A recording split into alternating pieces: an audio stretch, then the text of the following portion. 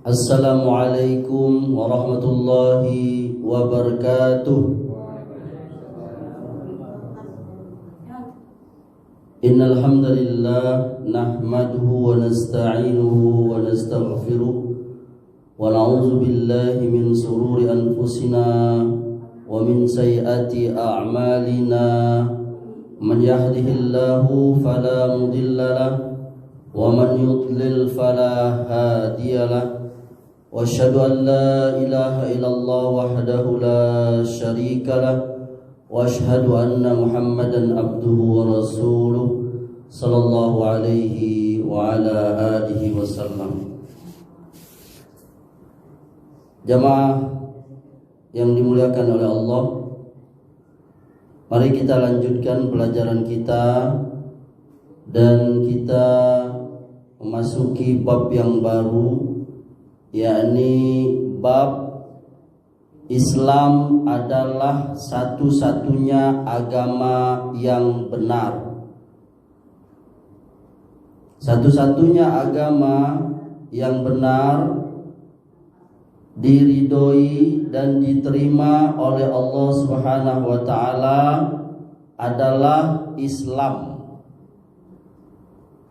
Adapun agama-agama lain yang ada ini selain Islam tidak akan diterima oleh Allah Azza wa Jalla selama-lamanya. Entah yang namanya Nasrani, Yahudi, Hindu, apalagi Buddha, Shinto, Konghucu ya,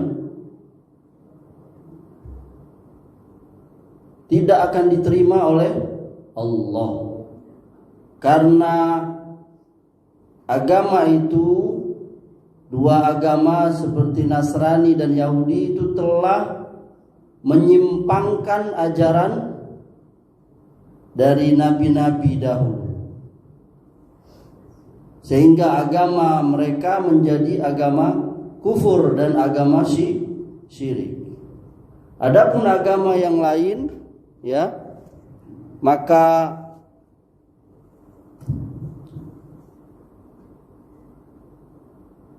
itu adalah agama buatan manusia, ya, buatan manusia. Oleh karenanya,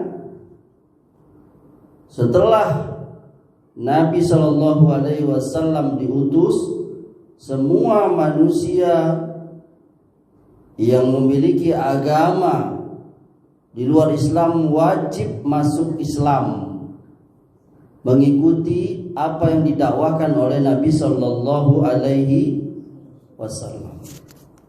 Allah Subhanahu Wa Taala berfirman, Inna dina indallahil Islam. Sesungguhnya agama yang diridhoi oleh Allah hanyalah Islam. Surah Ali Imran ayat 19.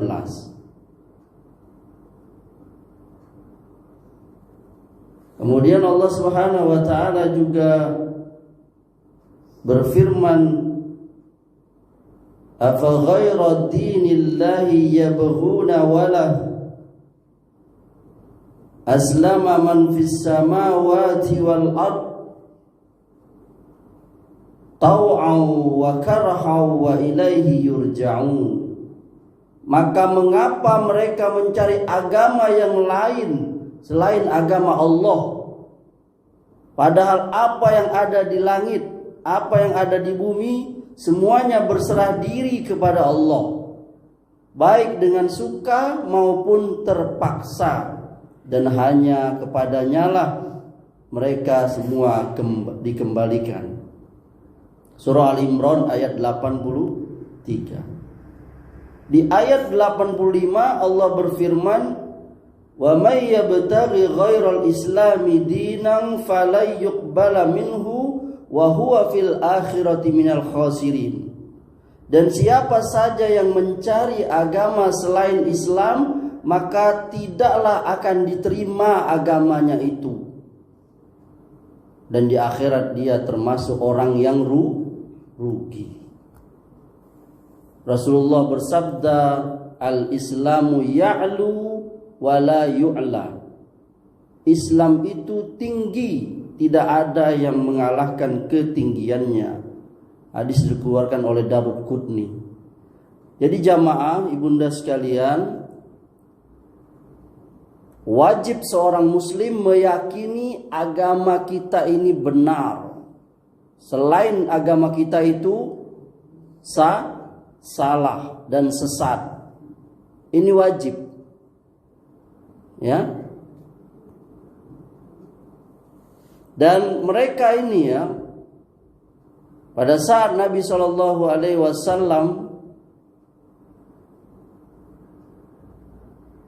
diutus oleh Allah Subhanahu wa taala telah menjelaskan bahwa Yahudi dan Nasrani itu mereka akan selalu berusaha menyesatkan kita, mengembalikan kita kepada kekufuran, yakni mengajak kita kembali ke agama mereka. Sebagaimana firman Allah yang termaktub di dalam Al-Quran, yakni di surah Al-Baqarah ayat 109, Allah berfirman, wadda katsirum min ahlil kitabi law yaruddunakum min ba'di imanikum kuffara. Ya. Al-ayah. Banyak di antara ahlul kitab itu Yahudi Nasrani ya, menginginkan sekiranya mereka dapat mengembalikan kamu setelah kamu beriman menjadi kafir kembali. Kenapa? Allah katakan di ayat ini, karena rasa dengki dari dalam diri mereka setelah kebenaran jelas bagi mereka. Maka maafkanlah dan berlapang dadalah sampai Allah memberikan perintahnya. Sesungguhnya Allah Maha Kuasa atas segala sesuatu. Di ayat 120-nya Allah berfirman, walan tardo ankal yahudu walan nasara hatta tattabi'a millatahu. Orang Yahudi dan orang Nasrani itu tidak akan senang kepada kamu sampai kamu mengikuti agama mereka, millah mereka. Oleh karenanya kita sekarang, para ulama itu dari dulu sampai sekarang selalu mengingatkan kaum muslimin atas hal ini, yaitu upaya-upaya mereka orang-orang kafir untuk memurtadkan kaum muslimin. Entah yang namanya dengan cara, kalau di kita ini apa? Seperti orang-orang Nasrani itu kristenisasi. Ya kan? Kristenisasi. Entah mereka dengan cara menikahi wanita-wanita muslimah, entah mereka menggoda dengan harta, mereka kasih iming-iming harta sampai ada istilah iman digadai diganti dengan supermi dulu, ingat ya? Dan mereka terus itu misi zending itu dari dulu itu selalu. Makanya kaum muslimin juga berupaya itu menangkal itu banyak, sampai bahkan sebagiannya mendirikan ormas Islam seperti Dewan Dakwah Islamiyah Indonesia. Saya juga jadi pengurus itu di Provinsi Bengkulu ini. Itu salah satunya yang menjadi konsen Dewan Dakwah Islamiyah Indonesia itu, yakni menghadang kristenisasi. Di Bengkulu sempat heboh dulu kan, di mana tuh? Daerah mana yang gersang itu? Talang Boseng waktu itu. Saya sempat dapat kabar itu. Berapa kejadian kaum muslimin yang dimurtadkan. Ini harus waspada ini kaum muslimin. Ya, harus memperkuat imannya, ilmunya. Ya. Kemudian ayat-ayat tadi sudah menjelaskan kepada kita bahwa satu-satunya agama yang benar itu hanya agama kita ini, yakni Islam. Wajib itu. Kita bawa keyakinan ini sampai mati, mak. Wala tamutunna illa wa antum muslimun. Jangan kita mati, jangan mak mati, melainkan dalam keadaan Islam. Ya.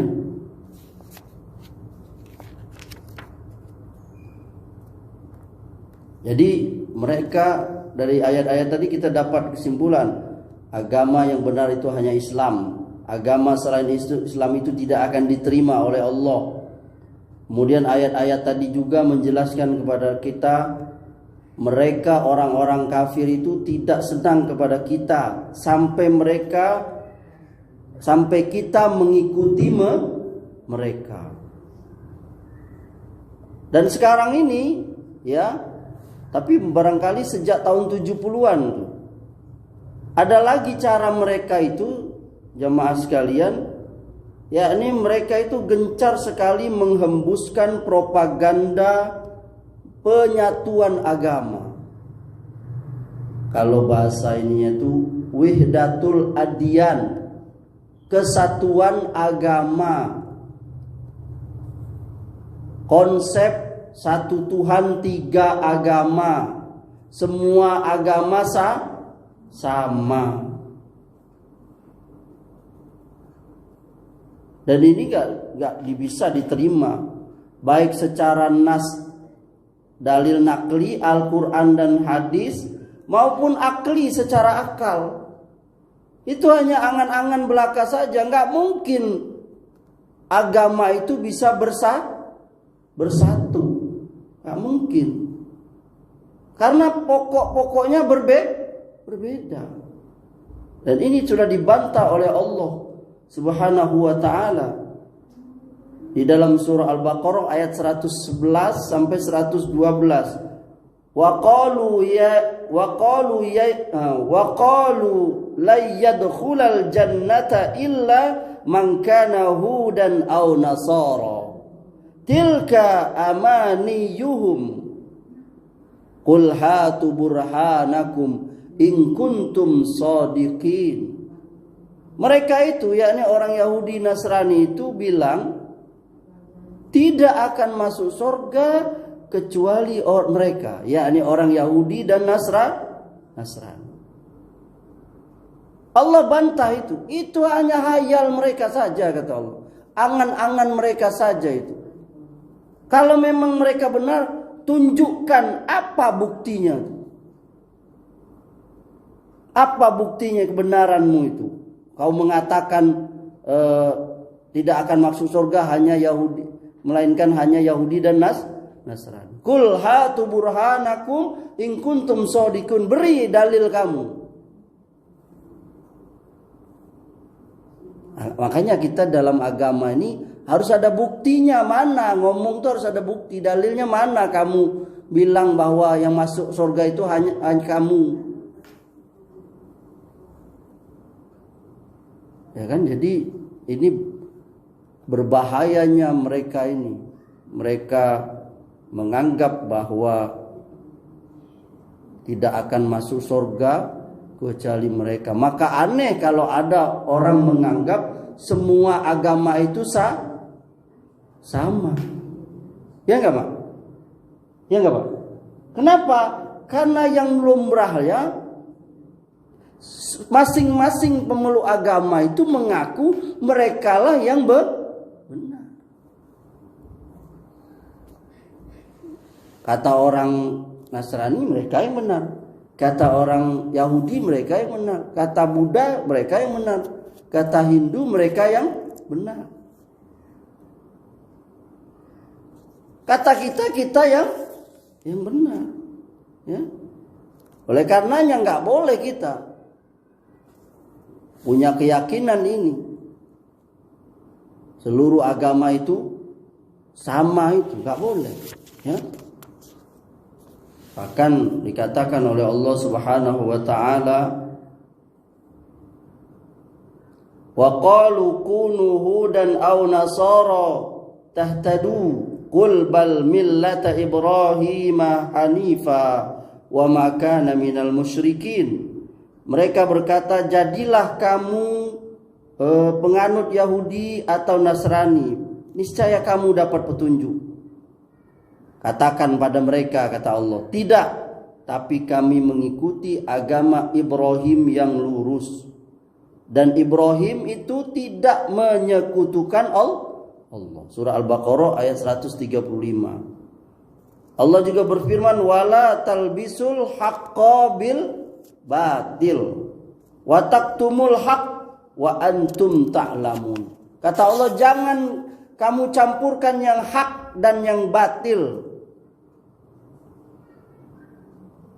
dan jangan kamu sembunyikan kebenaran sedangkan kamu tak tahu. Al-Baqarah ayat 42. Nah, ini ditafsirkan ayat ini jamaah, ya. Kata Imam Ibnu Jarir rahimahullah, maksud dari dan janganlah kamu campurkan hak dan yang batil itu maksudnya adalah, beliau menukil dari perkataan Imam Mujahid rahimahullah, maksudnya janganlah kalian mencampur adukkan antara agama Yahudi dan Nasrani dengan agama Islam. Sementara di kitab tafsir Ibnu Katsir, Imam Qatadah rahimahullah berkata, janganlah kalian campur adukkan agama Yahudi dan Nasrani itu dengan agama Islam. Karena agama yang diridhoi oleh Allah hanya Islam. Sedangkan Yahudi itu bid'ah, yakni buatan, bukan dari Allah. Oleh karenanya itu jamaah kita semua harus mengingatkan keluarga kita tentang paham ini. Di sini saya sebutkan ya, ini ada paham-paham yang diajar kepada ke tengah-tengah kita ini, disebarkan oleh mereka lewat buku-buku, diajarkan kepada mereka lewat channel-channel YouTube, TV, seminar. Apa itu? Semua agama adalah baik. Apa ibunda? Semua agama baik. Kebersamaan antar agama, satu Tuhan, tiga agama, persaudaraan antar agama, persatuan agama, perhimpunan agama samawi, surga, satu surga, jalannya banyak.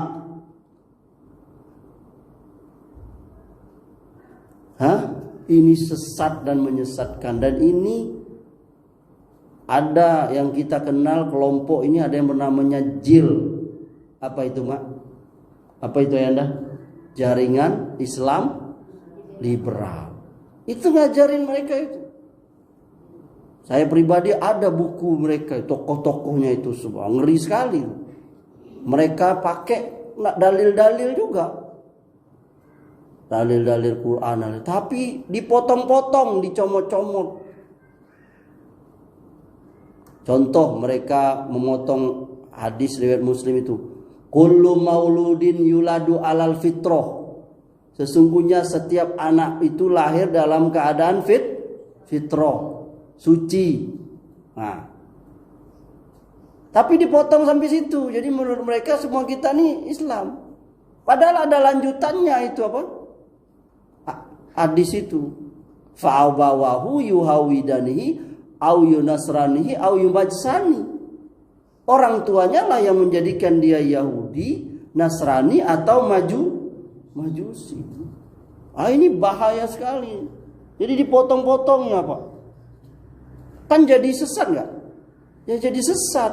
Sama kayak idiom yang sering kita dengar dulu orang baca surah Al-Ma'un itu kan, fawailul lil musallin. Celakalah orang sholat. Diputus sampai situ. Mau enggak orang sholat gara-gara dengar kalau putus sampai situ? Mau enggak Pak? Ya enggak mau loh, masuk celaka sholat. Padahal ada lanjutannya, allazina hum an sholatihim sahun, yaitu orang yang lalai dari sholatnya. Orang yang celaka sholat tuh yang lalai sholatnya.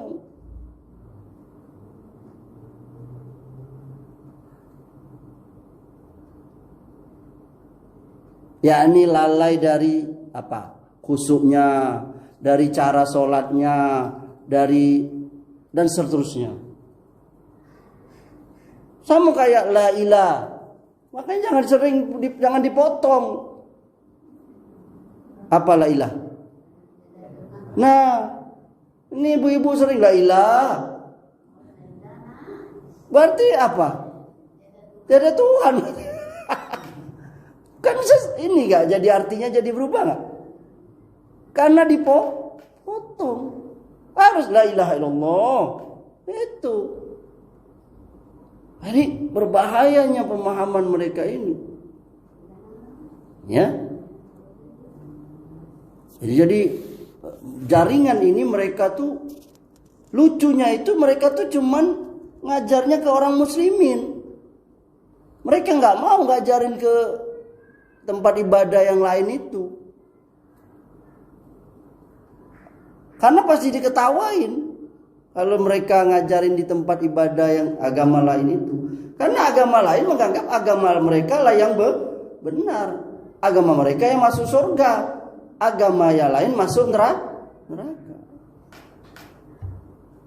Kalau dalam kita ada konsep kita menyebut orang di luar Islam itu kafir, kul ya ayyuhal kafirun, maka setiap agama juga ada sebutan untuk orang-orang di luar mereka.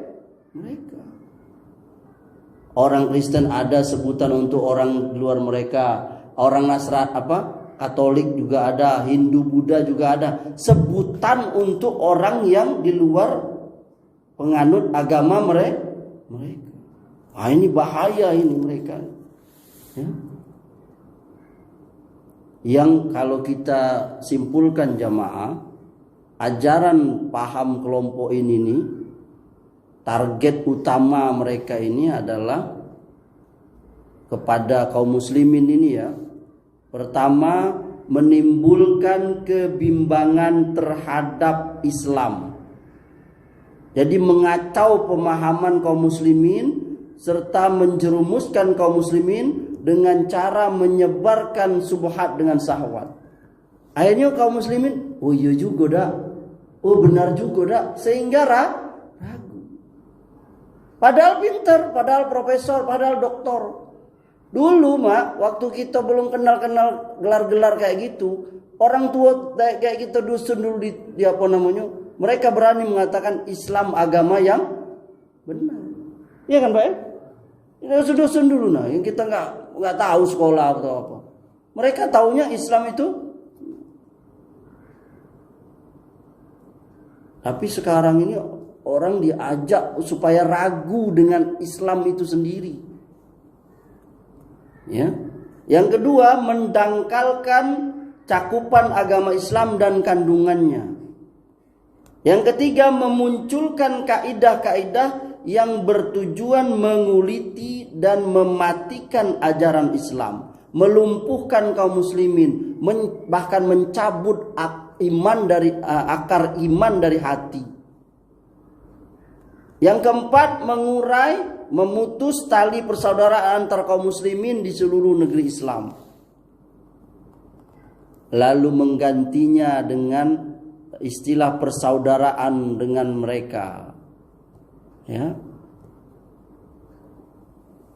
5, membungkam pena dan lisan kaum muslimin dari pengkafiran Yahudi, Nasrani, orang-orang yang telah dikafirkan oleh Allah dan Rasulnya. Makanya kan timbul kemarin kan slogan iklan, tidak boleh ngomong kafir. Iya mak, tidak boleh ngomong kafir mak. Iya. Padahal kafir itu ada di dalam agama kita. Bahkan ada surah yang namanya Al-Kafirun. Berapa kali Allah menyebut itu? Ya, di dalam Al-Quran itu. Bahkan ada tadi surah Al-Kafirun itu. Ini bukan berarti kita ketemu orang non muslim di jalan apa ada kawan kita, tetangga kita, kafir, bukan gitu. Tetap kita panggil nama. Tapi istilah itu, sebutan itu untuk non muslim itu tetap kita sebutannya kafir. Dan yang keenam, mereka berupaya menghapus hukum-hukum Islam yang wajib dijalankan oleh kaum muslimin, sehingga mereka canangkanlah itu. Sesungguhnya hukum Islam itu apa? Sadis. Ya kan? Hukum apa? Kalau dalam Islam kan kalau mencuri apa? Dipotong tangannya sepergelangan itu kalau sudah sampai syarat mencurinya. Itu hukum Islam, nggak bisa dihilangin. Yang membunuh sengaja harus kisos. Nah, mereka mau hilangkan itu. Ya. Bahkan mereka juga berupaya mau menghilangkan salah satu ajaran dalam Islam ini, yakni jihad fisabilillah. Yakni berjihad kepada mereka itu. Kepada orang-orang kafir itu, apalagi orang kafir harbi itu. Kenapa? Karena Allah yang merintah. Ini ada di Quran apa? Ini kata Allah, qatilul lazina la yu'minuna billahi wala bil yaumil akhir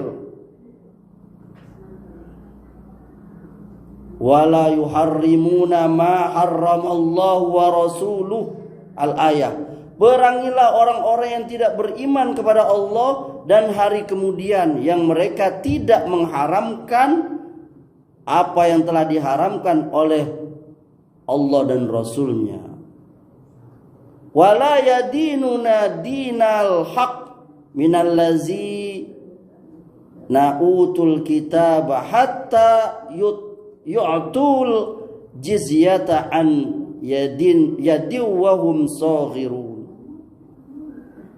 Dan mereka tidak beragama dengan agama yang benar, yakni Islam, yaitu orang-orang yang telah diberikan Alkitab hingga mereka membayar jizyah sedang mereka patuh dalam keadaan tunduk. Surah Taubah ayat 29. Jadi ayat ini ada ajaran jihad itu.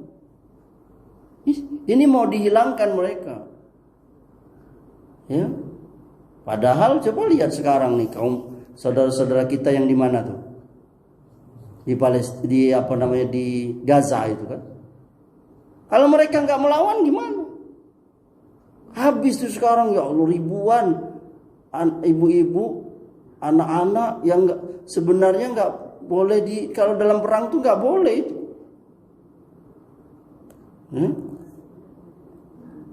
Kemudian mereka mau memadamkan inti ajaran Islam, yakni tauhid. Sehingga mereka berupaya membangkitkan ajaran-ajaran yang apa? Syirik itu. Padahal sudah hilang itu ajaran itu. Ajaran nenek moyang yang syirik-syirik itu. Jadi dibangkitkan lagi.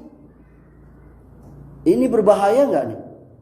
Berbahaya ini dengan slogan-slogan macam-macam lah.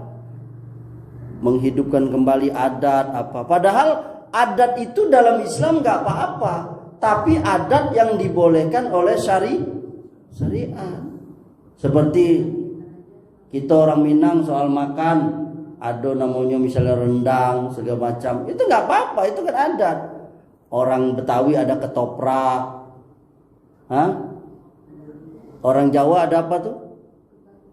Yang manis itu, ya itulah. Nggak bisa itu, ya.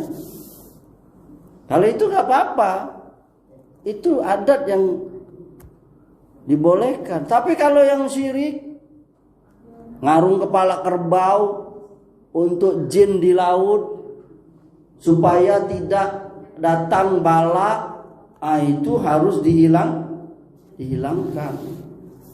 Ya, ini cara-cara mereka itu. Oleh karenanya jamaah rahimakumullah, ini kita harus lawan ini. Ya. Harus kita lawan ini cara mereka ini ya. Apalagi orang-orang Yahudi itu, permusuhan mereka itu sangat besar. Ya. Mereka tidak akan henti-hentinya berusaha siang malam memurtadkan kaum muslimin. Allah yang menyebutkannya. Wala yazaluna yuqatilunakum hatta yaruddukum an dinikum in istata'u. Mereka tidak akan berhenti memerangi kamu sampai kamu murtad dari agama kamu. Kalau mereka sanggup. Oleh karenanya jamaah rahimakumullah, ya, maka wajib bagi kita pertama, seluruh kita kaum muslimin wajib menolak apa tadi? Penyatuan agama itu. Mengajarkan kepada anak dan cucu. Tidak ada ajaran semua agama itu sama. Ya. Yang kedua, kita harus kasih tahu bahwa seluruh ajaran Allah kepada para nabi dan rasul itu satu, yakni seruan kepada tauhid, iman kepada Rasulullah dan hari akhir. Ya. Yang ketiga, segenap penduduk bumi wajib meyakini bahwa syariat para nabi berbeda-beda. Dan syariat Islam Nabi SAW itu sebagai penutup dan penghapus syariat sebelumnya. Ya. Jadi harus bersyariat dengan Allah ya. Kemudian yang keempat, segenap penduduk bumi dari kalangan ahli kitab Yahudi dan Nasraninya dan selain mereka wajib masuk Islam, mengucapkan asyhadu an la ilaha illallah wa asyhadu anna muhammadar rasulullah, dan meyakini dan mengamalkan ajaran Islam baik yang luas apa lagi yang dan juga yang rinci ya. Kemudian yang kelima, barang siapa yang menolak masuk ke agama Islam yang dibawa Nabi Muhammad SAW, maka dia kufur musyrik. Nah itu. Ini harus yakini mak. Orang yang tidak memeluk agama Islam dan mati dalam kekafiran, atau dia Islam lalu murtad, mati dalam keadaan kafir itu, maka dia berada di dalam neraka selama-lamanya. Mana dalilnya? Ini dalilnya ini. Innal ladzina kafaru min ahlil kitabi wal musyrikina fi nari jahannam khalidina fiha ulaika hum syarrul bariyah. Sungguhnya orang-orang kafir dari ahlul kitab dan orang musyrik ya, mereka itu akan masuk neraka jahanam, mereka kekal di dalamnya selama-lamanya, dan mereka itulah sejelek-jelek makhluk. Ya. Kemudian Nabi juga pernah bersabda, wallazi nafsu Muhammadin biyadi la yasma'u bi ahadin min hazil ummah yahudiyun wala nasraniyun summa yamut walam yu'min billazi ursiltu bihi illa kana min ashabin nar, kata Nabi. Demi jiwaku yang berada dalam genggamannya, tidaklah orang Yahudi dan Nasrani yang sudah mendengar dakwahku lalu mereka tidak beriman kepada apa yang aku diturunkan, maka tempatnya adalah neraka. Ini supaya kita paham ini jamaah. Ada seseorang yang bernama Abu Thalib. Tahu Abu Thalib? Pernah dengar Abu Thalib? Abu Thalib itu dia adalah orang yang baik kepada Rasulullah. Baik nian dianya. Menolong Rasulullah, membela Rasulullah. Tapi dia mati dalam keadaan apa?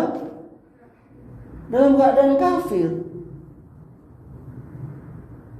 Ya? Sehingga Allah tetap masukkan dia ke dalam neraka. Padahal kita tahu siapa yang nolong Nabi itu? Siapa? Abu Thalib. Kalau ada orang yang mau ganggu Nabi, Abu Thalib langsung dia, waktu dia masih hidup ya, dia langsung bela itu. Makanya disebutkan dalam sebuah riwayat, ya, paman Nabi juga yang bernama Abbas bin Abdul Muthalib radhiyallahu anhu, beliau pernah bertanya kepada Nabi sallallahu alaihi wasallam, "Ya Rasulullah, apakah engkau bisa memberi manfaat kepada Abu Thalib? Karena sesungguhnya kan Abu Thalib pernah membantumu dan dia juga pernah marah karena membelamu." Jadi bertanya, macam mana dia, kata Abbas nih kan? Kan Abu Thalib itu pernah bantu kau ya Rasulullah. Bahkan dia pernah marah untuk bela kau. Apa jawab Nabi jamaah? Ya. Ia ditempatkan di neraka yang paling atas. Kalau bukan karena syafaatku, bantuanku, maka pasti Abu Thalib berada di neraka kerak paling dalam, paling bawah. Ini hadis riwayat Bukhari, Muslim dari sahabat Abbas bin Abdul Muthalib.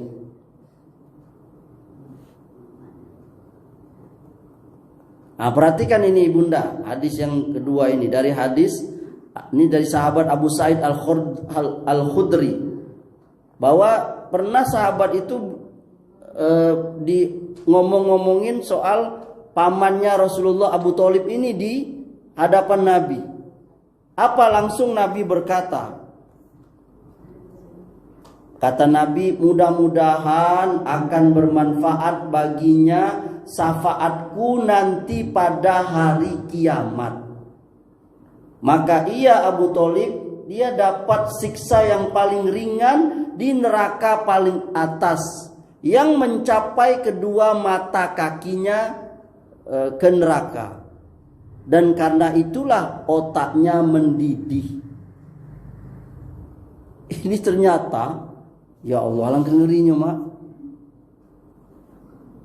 Ternyata hukuman atau siksaan di neraka tuh yang paling ringan tuh, seseorang itu dia kakinya itu kena neraka, otaknya mendidih. Alangkah ngerinya itu. Lalu ada lagi nih, ada orang yang namanya Ibnu Jud'an. Dia ini orang baik nih. Dia sering nolong kaum muslimin, bantu fakir miskin. Ini, tapi di sisi Allah dia tidak dapat manfaat. Tidak dapat manfaat. Ya. Kenapa? Karena dia mati dalam keadaan belum atau tidak mendapat syahadat. Jadi kesimpulannya jamaah, amal-amal perbuatan baik yang dilakukan orang kafir itu dibalas oleh Allah hanya di dunia.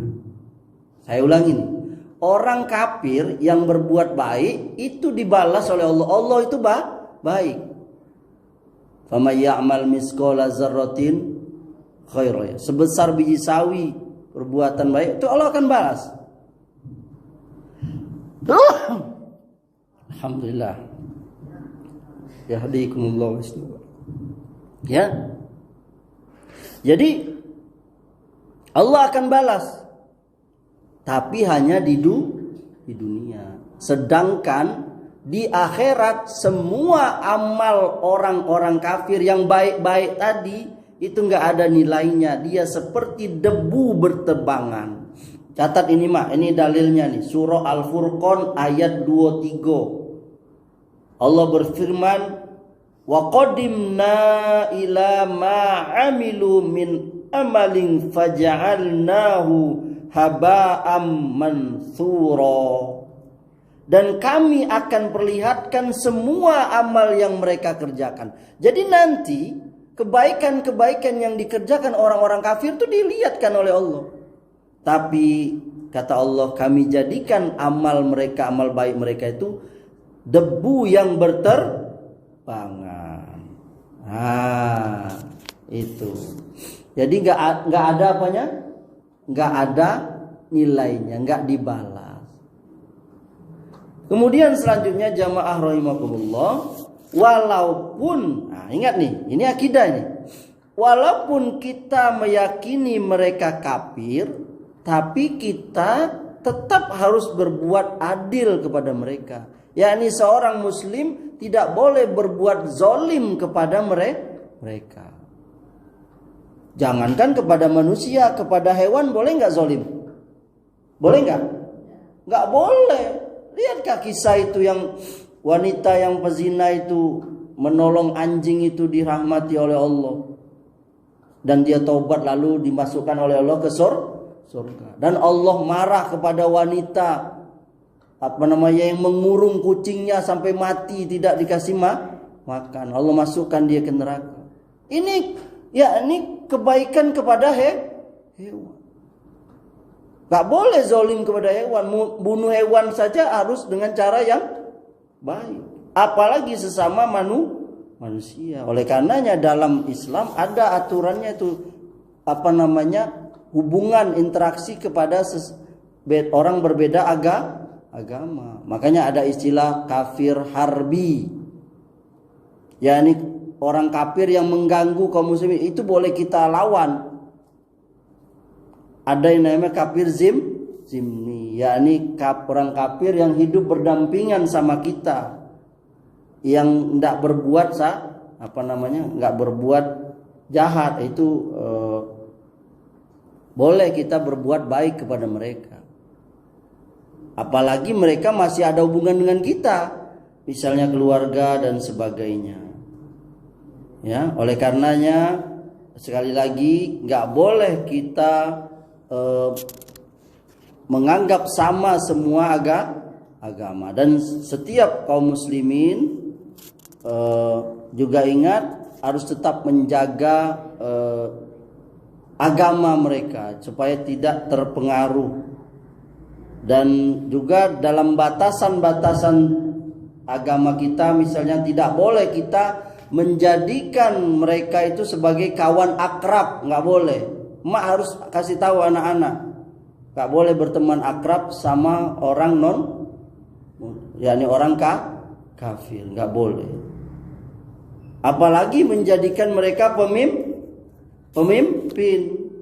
Nah, yang kemarin heboh itu ya surah Al-Maidah itu ya kan? Ya ayyuhallazina amanu la tattakhizu bitanatan min dunikum la ya'lunakum khabala. Al-ayah ya. Orang-orang yang beriman, janganlah kamu menjadikan teman orang-orang yang di luar kalanganmu, yakni seagama bagimu, beda agama, sebagai teman kepercayaan, karena mereka tidak henti-hentinya menyusahkan kamu. Jadi nggak boleh ya berteman akrab kepada mereka. Dan seorang muslim harus menunjukkan wala dan barok, ya, cinta dan benci. Ini makanya kita insyaallah pada kesempatan yang akan datang kita akan bahas yakni wala dan barok dalam kehidupan berislam kita itu, ya. Sampai di dalam agama kita ini apa ibunda? Yakni perbedaan antara iman dengan kafir itu bahkan putusnya waris mewarisi, ya, antara muslim dan kafir. Nabi bersabda dari Usama bin Zaidin qala Rasulullah sallallahu alaihi wasallam la yarisul muslimul kafira walal kafirul muslima. Dari Usama bin Zaid dia berkata, telah bersabda Rasulullah sallam, seorang muslim tidak mewarisi harta orang kafir, dan orang kafir tidak mewarisi harta kepada orang muslim. Ini hadis riwayat Bukhari dan yang lainnya. Ini sampai sebegininya. Bahkan ada aturan-aturan yang lain dalam Islam kan. Gak boleh wanita muslim menikahi laki-laki laki-laki non muslim. Ini untuk menjaga agama mereka. Dan juga seorang laki-laki muslim juga harus memilih calon istrinya itu dari yang terbaik. Walaupun secara fikih dibolehkan, tapi ini punya persyaratan yang kuat. Bahkan Nabi menjelaskan, carilah wanita sebagai istrimu itu karena perkara itu, karena hartanya karena keturunannya, karena wajahnya. Tapi pilihlah karena agamanya, karena kau akan bahagia. Jadi tetaplah agama itu menjadi tolak ukur. Semoga Allah Subhanahu wa taala menjadikan kita wafat dalam keadaan Islam, muslim, sebagaimana ayat yang selalu kita baca itu, wala tamutunna illa wa antum muslimun. Amin ya rabbal alamin. Demikian, semoga bermanfaat. Subhanakallahumma wa bihamdika asyhadu an la ilaha illa anta astaghfiruka wa atubu ilaik. Wabillahi taufiq wal hidayah. Wassalamualaikum warahmatullahi wabarakatuh.